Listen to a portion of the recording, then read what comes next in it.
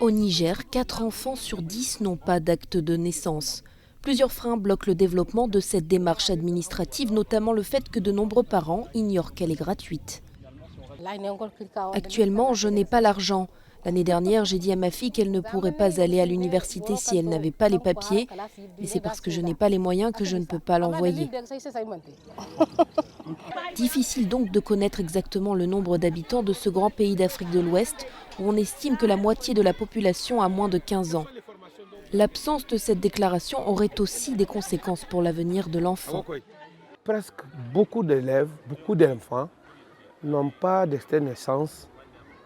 Il faut aller à l'examen. Et à l'examen, nous ne pouvons pas les faire partir dans un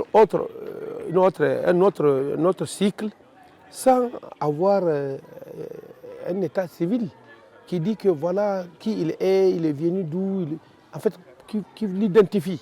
Si la lenteur des administrations et le manque d'infrastructures sont aussi pointés du doigt, les autorités mettent en avant une mauvaise connaissance du système et une pratique non ancrée dans les mœurs. J'en conviens, ils ne sont pas encore dans la logique de systématiser l'enregistrement dès que les faits d'état civil surviennent dans leur famille.